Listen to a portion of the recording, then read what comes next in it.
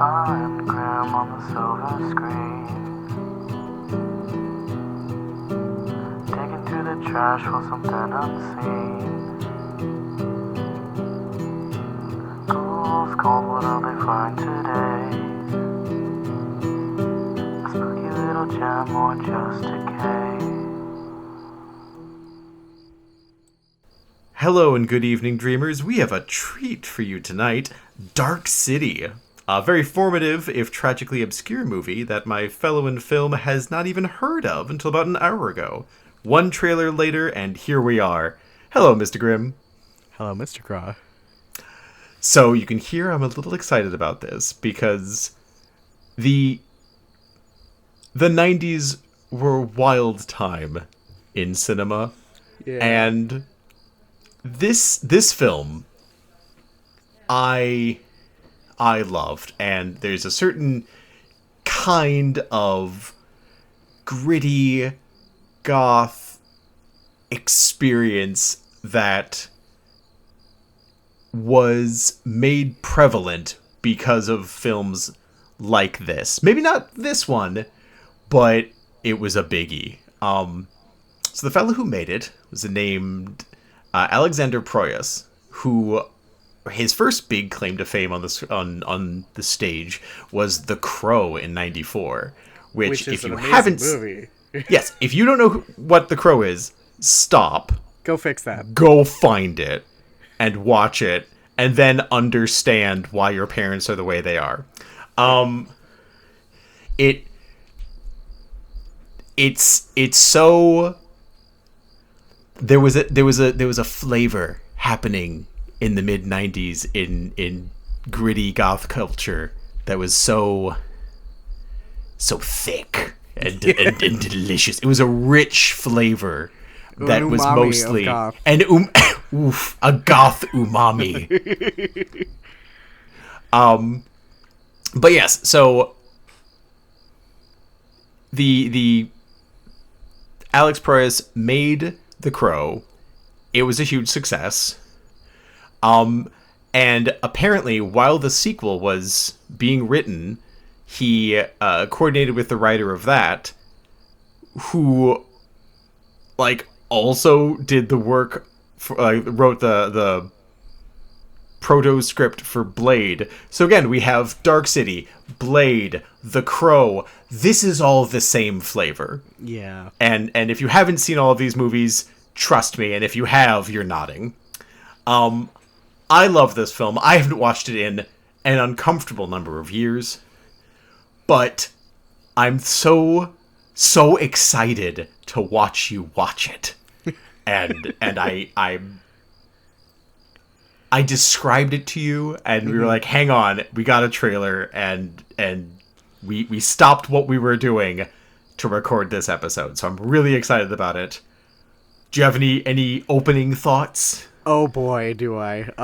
Because I was in the middle of just, doing something else. I was actually in the half watching Rocky Horror Picture Show again. And you had mentioned, oh, you've definitely seen Dark City. And I went, what? Because after watching the trailer, I don't know how I haven't. This is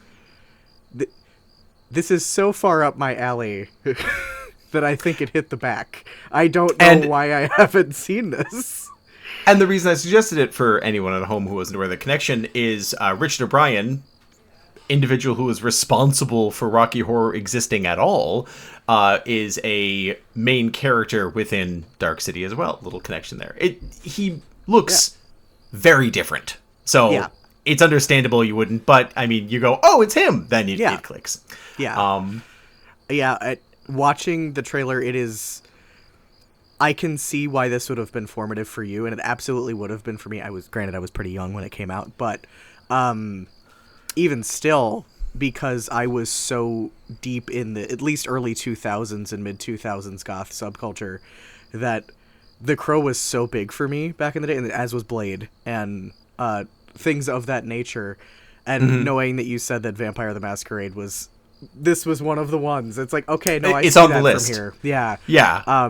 And this is so my jam and aesthetic, and I love that. And the other thing I'm thinking of is I have to ask my son if he's seen this. Oh, absolutely. Because he would love it so much. And we could watch the trailer, a different trailer, but like just to keep the format the same.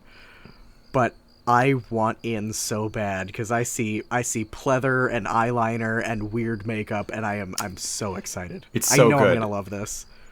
And just because I love that. So the main actor is named Rufus Sewell, and my personal problem is I cannot hold on to his name in my brain.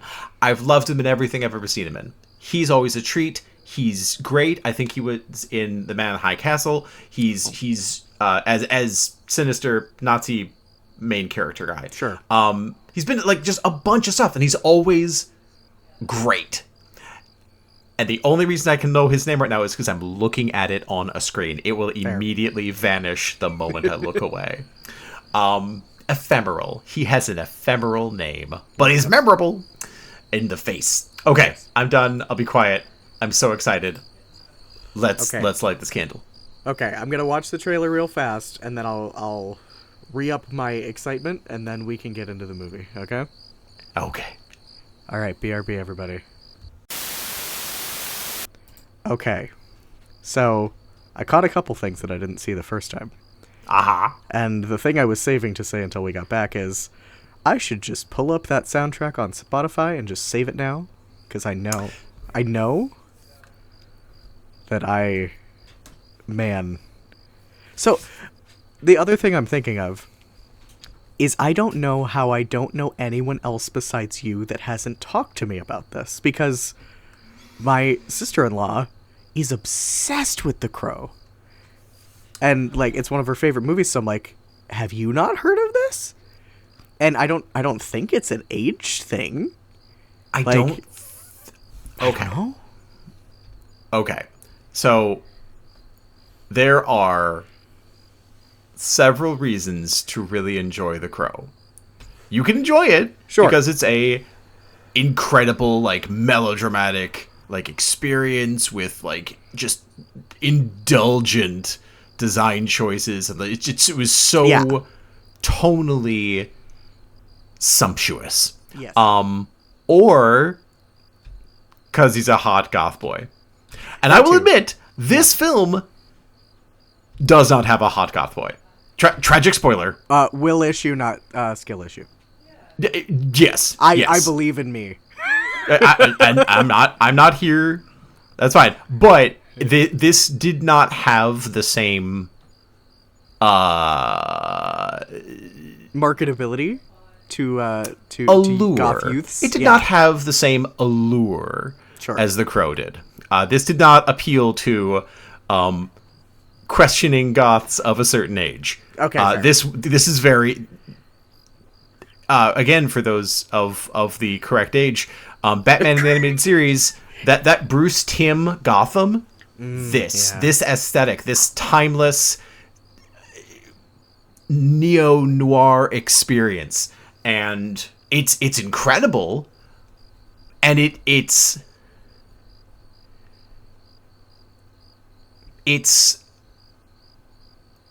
differently attractive. It's not sexy, it's seductive, is I think what I'm trying to say here. Yeah, I gotcha. But yes, I can see that perhaps she wouldn't click in the same way. And I'm going to be very clear here. Mm-hmm. It has been many moons since I have seen this film. Sure. It may be nestled in a bedding of my nostalgia. I could be building this up too much. I know me. I don't know, but like just based on watching the trailer, and I'll be real, the music had me, like I was saying to you earlier, the music was so good that I almost didn't pay attention to the trailer. It's industrial crunch, man. I love that stuff. It's so good. And it's my jam. So this is back when you did it by just recording clunky metal. You did that. There was no like, whoa, let's get samples. Industrial. No, go do it yourself. Yeah, hit chunks of stuff with your mic pipes in your hand. Yep. So okay, No more stalling. I am Okay, locked in. okay. Let's do this thing. Ready? I'm so excited. I'm ready. All right. We will see you guys after these messages.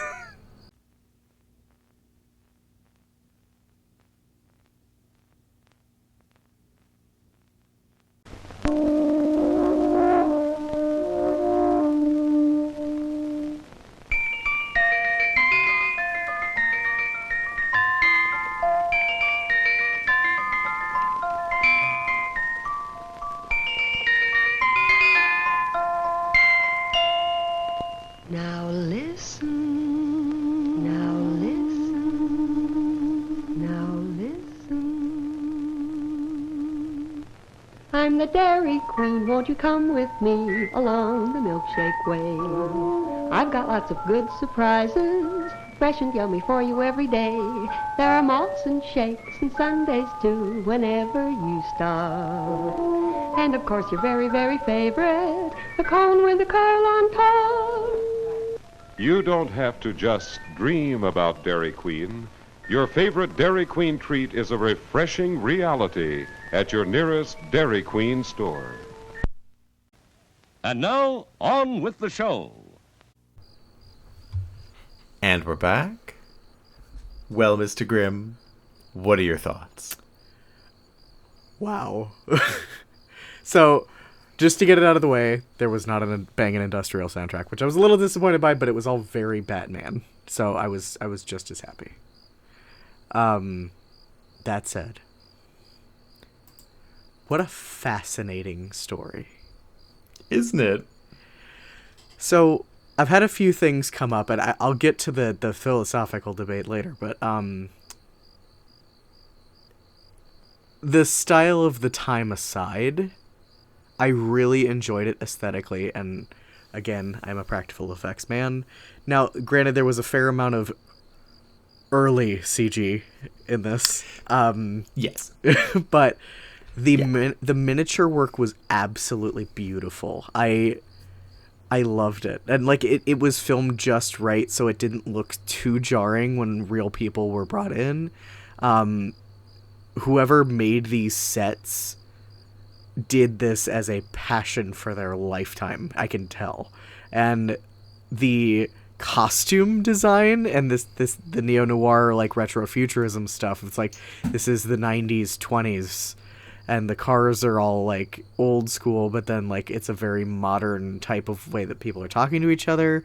And I love that it explains why they're out of time and why everything's just a little bit wrong. I love the design of the aliens or the strangers, because they're also just a little bit wrong. So I could get into some stuff that occurred to me, but I'll back to you for a second because I might need to noodle on it a little bit. But like, I see why you love this, because I also love it. Okay, so I'm so glad that I was able to enjoy this again and that it held up. I knew it was going to be rough, effects wise. Sure. I think this is a great example of perfect is the enemy of good. Yeah. You can see what they were trying to do. Oh, yeah. And I was willing to meet them halfway in ways that a different movie I would object to. I'd be like, I have. Yeah. I've had movies where it's like, man, if it wasn't for this one terrible special effect, but like everything. There's so much heart. It was like the most amazing student project. It's like, listen, I know This was community theater doing their fucking best. Like, this was beautiful. And the weakness was in the tech. Yeah, not Like, in the concept. You could see what they were trying to do, but they just couldn't do it. But like the theory was sound, and so consistent. everyone just acted their ass off. Everyone, and there was no character that did a bad job of acting. Jennifer Connelly again, incredible. The head detective, incredible. William Hurt. The main actor, who so I'm not looking at his name, I can't remember it. He does a great job. Kiefer Sutherland, great in his weird sort of German, sort Rufus of Sewell. Rufus Sewell. His name is Rufus Sewell. He's a real man and deserves respect, especially from me. The pacing of it, which is so frenetic, it's so jarring, fast. and what it made me think of is when you're hearing someone tell a story and they are panicking they're going to forget a detail, and so they just keep going, but there's an excitement in that. There's I need to tell this story now. It's like when you woke up from a really incredible dream. Yes. And it's yeah. So but yeah, it held up. The story held up so well. The acting held up so well. Any quibbling about the special effects, I'm hand waving away. If that is which is unfair. Everything else was so good. I'm willing to go, okay, yeah, some bits were iffy. The wizard battle at the end, rough. It definitely reminded me of Voldemort versus Dumbledore. So what this made me think of was the end of... It made me think of Blade a lot, in that Highlander. Everything is so good. Everything is so tight. All the effects are so, earnest. All the acting and character portrayal is exquisite. And then at the very end, oof. That's your final piece. That's a rough... They were the CG reaching was for the not stars. there. I know what you were trying to do, but we were not there. And this, we talked about this. This was a year before The Matrix. Yeah. And it's amazing that The Matrix just does this. Yeah. But by someone who liked computers, not Kafka. Yeah. yeah. The Matrix was people who played video games. This was of people who read books. Yeah. And watched movies. And that's not where the society was going at the time. That's true. But all the characters' silhouettes were incredible. You can see that everything was so consciously done. So much happening in the background too. You might have seen when I was watching it, I was just doing this the whole time. I was just looking around the screen constantly because I'm like, I saw so many little bits, and this would hold up really well to a rewatch, I'm sure, because there's so much happening. Like we talked about, I'm a huge proponent of fiction is someone's fault, and someone loved this. Yeah. Someone loved this so much and had a vision and needed to tell it to us in as much loving detail as possible. It was so good. All right. So I have some conceptual notes that came up for me. Go for it. Just things I noticed about the story that made me think, and I'm probably going to have to noodle on this after we're done, because it introduces a lot of interesting questions about human nature. And the first note I had was, as a man who studies true crime as a hobby, because our main character is being implanted as a serial killer, this is asks the enduring question of nature versus nurture. And that's the first question that comes up for him, is I wanted to see if I had it in me. And I'm like, what a fascinating idea, because I've always wondered that just in general, and that's part of why I watch as much true crime media as I do and study serial killers as a hobby, because I also don't quite understand how that mind works, and I think it's a little bit of both when someone goes wrong like that, but it very much, when they implanted that kind of stuff into the stranger, he took it right away, but that's because he was already very comfortable killing people. So it's a very interesting question. Sure. The other one of the other things I thought about was the enduring connections people inherently have without memory associated. Will those meant to find each other still do so? Because yes, there's the thing between the two main characters, Jennifer Connelly and Rufus, still being in love despite probably never having known each other, and still falling for each other. But that tiny little bit at the end when the uncle's just giving kindness to her.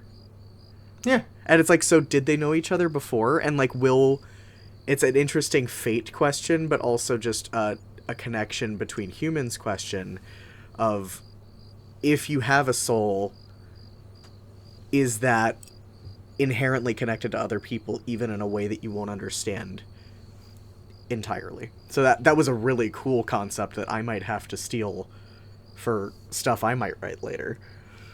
And the last thing, in the end, he could have chosen to have been anyone, and he still chose to be himself. And what that means about the thing inside you that says, I am, and how intrinsic that is to a person. Yes. Yeah. Yes. Because I love it so much. I watched him, like, because I imagine set up Anna, to be there so that they can meet again. And he could have made a scenario where they were already together. He could have done anything he wanted because he basically became Neo-Jesus.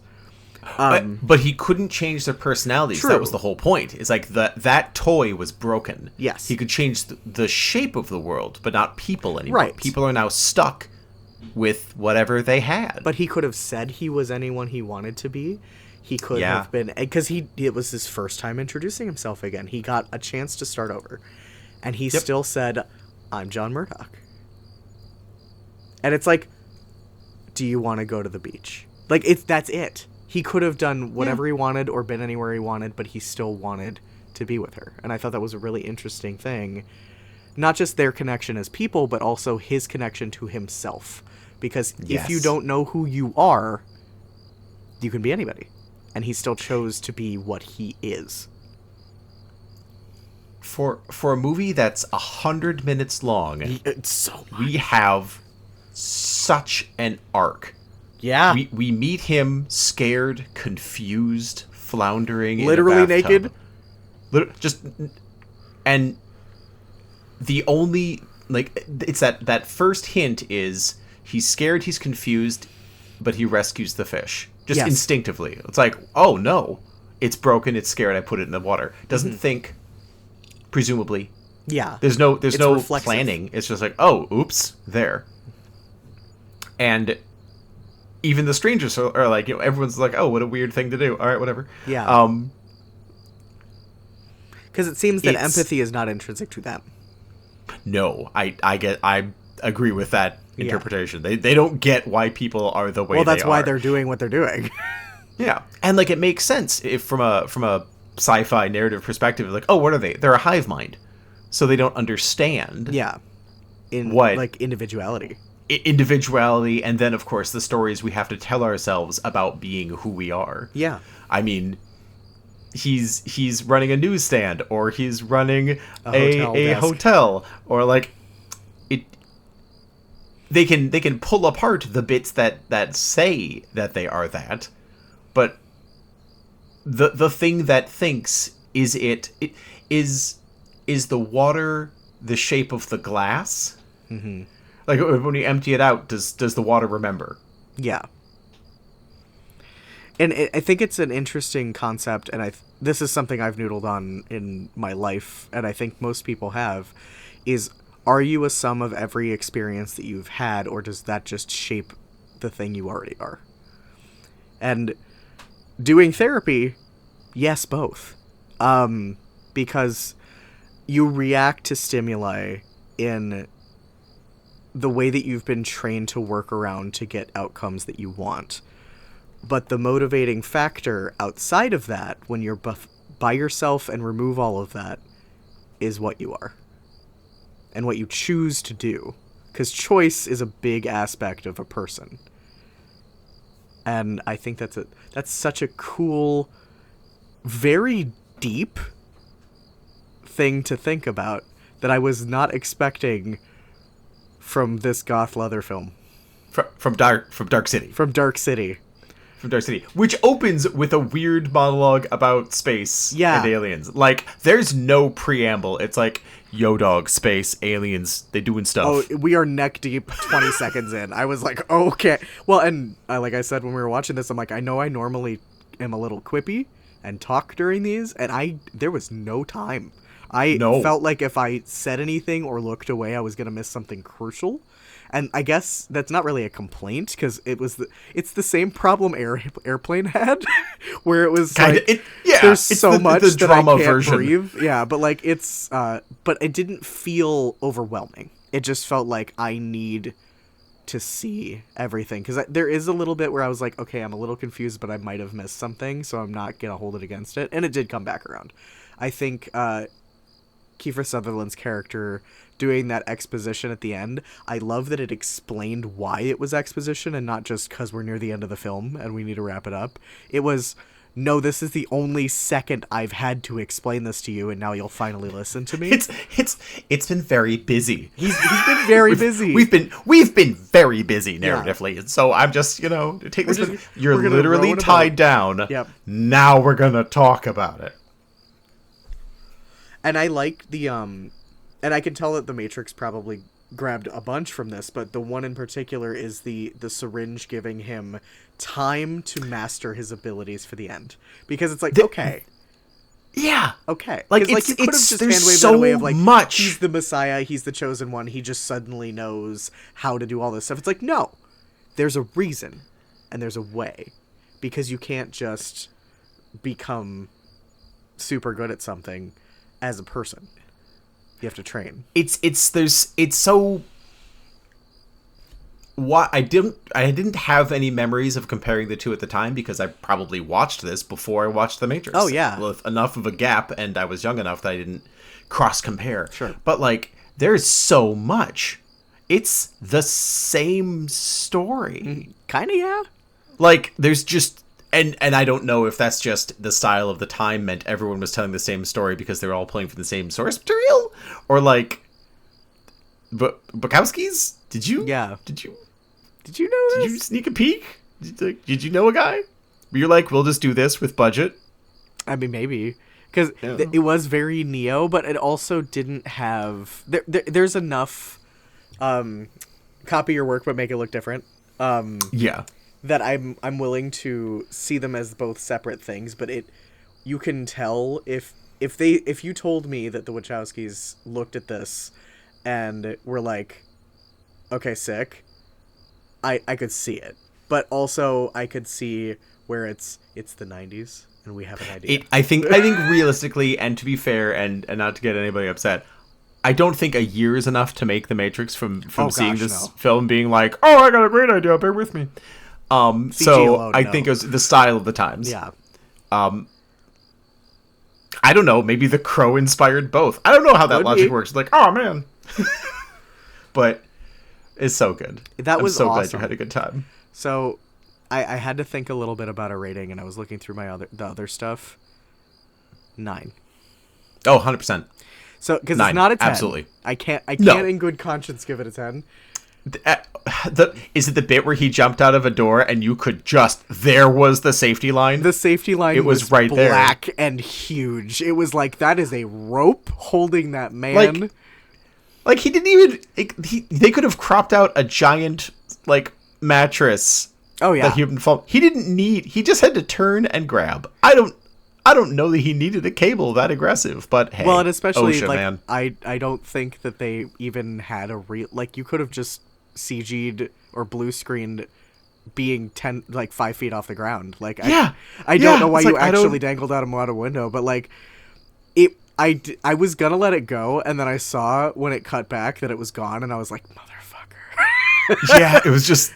But it honestly was was kind of man, charming. Did no one watch this? Fuck. Well, it was probably we're running out of money, and nobody will care, and it's like, okay, fair enough. Perfect is the enemy of good. Yep. It's fine. No one cares. Just ship it We'll fix it in post, except on we won't. time. Except we won't.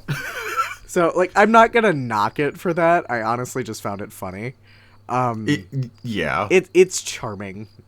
Another movie, And- if it had done that, I would have been like, okay. But this one, nah. You guys worked so Because hard. everyone worked so hard. Yeah. And it's like, listen. It's so listen. earnest. It is so damn earnest that I adore it. The meal is delicious. The flatware is chipped. and not great. But it's And like, you know napkins are what? just The kinda meal is crumpled up, delicious. but it's the meal's so good, and the table Yeah. service phenomenal. So yeah, I am so glad that you happened to mention this in passing, because like I had never heard of it. I probably never would have watched it on my own, because unless I had seen the trailer, but like just seeing it on Tubi, I'm like, okay, this look. At first blush, it just looks like a lot of other 90s films I haven't watched, which maybe I should. Yep. And now I'm curious about other things that these people have done. And oh, small note, god damn, Kiefer Sutherland has range. Doesn't he? Because the last movie we watched was Lost Boys, and Lost he is Boys. not that. No, it's this weird sort of kind of German Renfield impression. Yeah. He never says yes, master, but he says it with his heart. He's very Igor coded. Yes, master. Of course, Mr. Hand. Yeah. Whatever you'd like. It's like, okay, buddy. Yeah, and it's just I forgot it was him, because I'm like, wait, it was Kiefer in Lost Boys, right? Not one of the others. And I was like, yeah. Wow. And like, I grew up watching him on 24, and he is very different in that show. So it's like, damn, dude, all right, I gotta give you some credit. And but yeah. I've never seen any of these actors discuss being in this film. I've never. Yeah. Well, because I think this probably just happened one and of it went them away. things, and it's just like, Yeah. damn, They've all moved on to do other things. big things. Big things. Big grown-up things. Oh yeah, honorable mention: Faramir's in this movie. Because Was it him? Did you check? No, I know David Wenham's face. I don't need to check, but I will. all right. Because this was in '98. Yeah, I think the first Lord of the Rings came out in early 2000s. So this is probably one of his first movies, and he's just in a bald cap and a gimp suit, and I'm like, look at you go, buddy. Yeah. Yeah. So We need a lot of bald dudes in gimp suits, all right? the bald cap budget was probably most of the budget. That and the leather. Good God. Oh, so many lapels. I want crisscross lapels. It looked great. I can't wait to draw fan art of this, because what's sticking out to me, like design-wise, is the face clock tower thing. Yeah. It's so cool. It's like So cool. Metropolis-ish, and it's just yeah. Anyway, I could go on forever. I'm gonna have to think about it, but I definitely would love to rewatch this someday. One of the reasons it's a 9 for me is that I will stop what I'm doing We to did. watch this again. So good. We were busy. We were doing We had completely plans. other things, and it's Sunday night, and we're just we gotta lock in, and I'm so glad. we Full did. stop. Yeah. We're gonna watch this. All right. I'm well, guessing it's a 9 for you as well. 100%. Yeah. Okay. Absolutely. Yeah. All right. Well, I will put the write-ups at the end, because I have a feeling I'm going to take a little while to type it. But thank you again for showing me this beautiful, beautiful piece of art. I'm thrilled you enjoyed it. Good night, Mr. Grimm. Good night, Mr. Kraa.